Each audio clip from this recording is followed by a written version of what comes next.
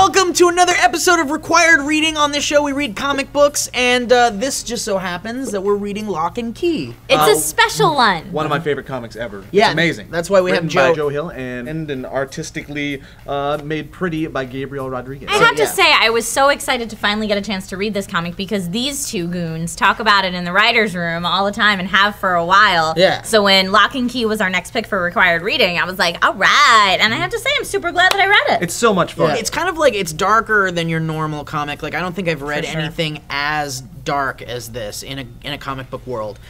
Joe Hill is actually Stephen King's son. He uses a pseudonym because he's like, I don't need that king in my name. He's got a similar beard, though. Yeah, but he's got that freaking messed up bug that's in his father's brain. Exactly. It's in his brain, too, and it's eating away, and it's just creating juices that flow out of his hands and just make these amazing stories. I loved how genuinely creepy it was, too. Like, not just like, here's a bunch of gore, here's a bunch of, like, typical horror-in-your-face stuff. It was legit creepy. First 5 frames is setting up a tone that you will experience for the whole journey while you're reading these books. Yeah, so let's delve into what it's about for those of you that didn't read it, because we're going to try this new thing where we won't really spoil anything right off the bat. We'll get into like a spoiler zone. So right off the bat, the story's about the Locke family, hence Locke and Key, and we're talking about this place called Key House, which is in the Locke family. They kind of just own the house. And we're not in Key House in the beginning, but then the whole family moves due to an uncertain event. An event that is very traumatizing. Goes to Key House, and that's where basically the bulk of the story is going to take place from here on out. And Key House is awesome because it's this kind of magical place where all the keys do different things in the doors. Every key has its own magical sensibility to it, and every time it goes into a door, it activates that magic. That's all you need to know. So now we're going to go into a little bit of spoiler territory, but fear not, if you didn't get a chance to read it, you can click this annotation and it'll skip to the part of the video where we're talking about things that won't ruin the story for you. But if you did get a chance to read it with us, since this is required reading, then here we go. The first couple frames open up with this story about Sam Lesser and coming to murder the father. But that's not what the books are about. The books are about this family. So this family moves back to Key House. And what I love about the writing so much, and this is what I love in a lot of books, that if they can take a child's point of view, there's 3 kids, 2 of them are in high school, and then there's a younger one, and if you can write from an adolescent point of view and understand that angst, it makes it so much more interesting, and that's what they're able to do in this book right off the bat. So you're instantly connected to these characters who are going through these traumatic, tragic events, and so you're already taking this journey with them, and then it immediately gets more effed up when they get to the Key House. Yeah, I think my favorite parts in this volume were when you're inside the kids' heads. But the sad thing about that is you've got that Sam character who, like, you just think you hate him instantly because he's murdering this family. Well, he's so psychopathic. Then you like see his home life, and you see that he's like abused, and he can't. And then like he's just kind of a twisted boy. And the dad kind of had the right idea when he came into the guidance counselor's office, and he was like, "Look, I would write you a letter of recommendation, but I think there's something kind of mentally wrong with you, and I think you should see a therapist." Right. But by that point, Sam is already drawn into the power of Key House and the power of the villain of the series, which is the girl that lives in the well in Key House. Legitimate jump out scare when Bodhi is leaving the well house. He's been talking to this well girl. And the Echo tells him that she cannot climb out of the well. And he goes back to tell her after a couple books of hanging out and just having conversations with this well monster, this well Echo. He goes, "I'm done. I don't really want to talk to you anymore. You creep me out." And as he's leaving, the artist just does this great jump out when the Echo female is at the top of the well and grabbing, and you jump back. Yeah, because it's the eyes, and you see the shadow. Yeah, it was done so expertly. It's not just like a comic book, you know. And there's that stigma about comic books where you're like superheroes and grandiose adventures, and just kind of like feels more like a graphic novel. It really does just feel like the definition of a graphic novel. Yeah, the story is compelling.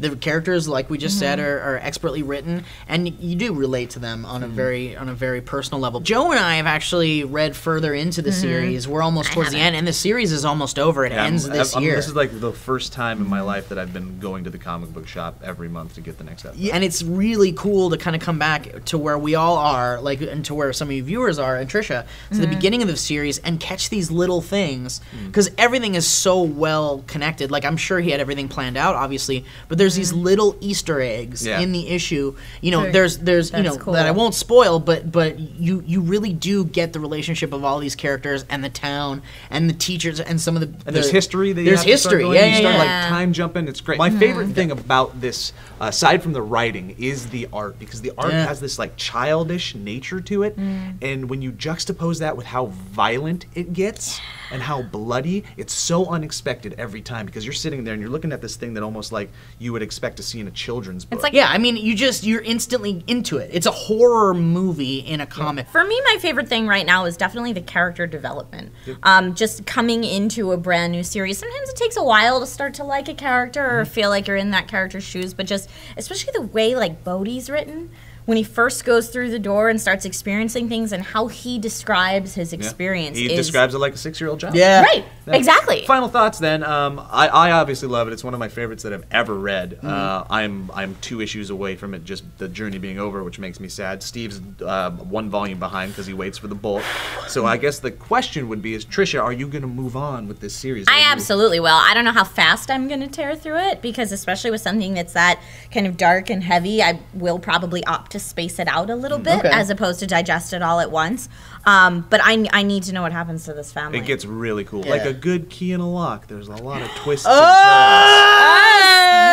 Let's go to the Twitter and see what you guys thought about the book. This one's from Frank Lanza, and he says, Lock and Key is definitely in my top 10 comics of all time. Just phenomenal all around. Add Rachel Rising to the pull list. Matt Butler says, #SFN Comics.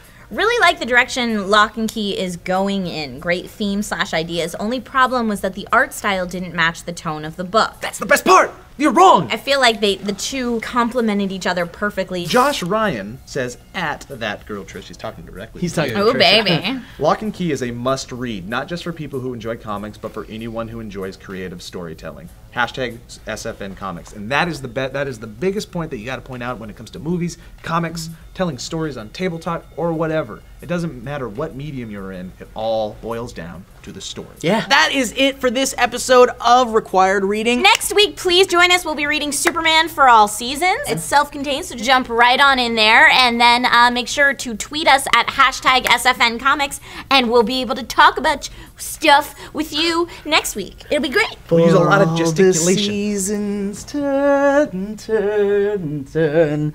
For all the seasons turn, turn. That's nice. Turn. Oh, your moist hot butt just touched my hand. For all the seasons, and Superman for all the seasons. Do you want to kick it to DJ's pull list? Let's look at DJ's pull list. Okay. Hey guys, I'm DJ Wooldridge, and this is my pull list for September 25th. Marvel's got event books out, and guess what? I don't care. The comics I recommend this week from the House of Ideas are Guardians of the Galaxy #6. According to Marvel, this is the issue where comics legend Neil Gaiman joins Brian Bendis on the book and brings his original character, Angela, along with him. Also, I heard something or other about this team getting their own movie soon. And you should also give Uncanny Avengers #12 a peek. Rick Remender has been scripting this hybrid X-Men Avengers team since they launched Marvel Now. And if you're familiar with Remender's work at Marvel, we looked at Uncanny X-Force last week on Required Reading. Then you'll know his stories are as big as any event, just without the needless tie-ins and with actual payoff. Meanwhile, over at Image, they're finally releasing the 3rd issue of Jupiter's Legacy. It's written by Mark Millar, but without all the sensationalist bullcrap he's been checking into his other recent books, and drawn by Frank Quietly, which, let me tell you, is worth the price of admission all on its own. Also this week, Vertigo is releasing The Wake #4. This is a weird, twisted look at the myths and horrors that surround the ocean. The plot's been super compelling and ominous so far. It's been tightly written by Scott Snyder, with gorgeous pencils by Sean Murphy. Of course, DC's still slogging through the villains month, but there look to be a few winners in the pack this week. First up is Batman Superman #3.1,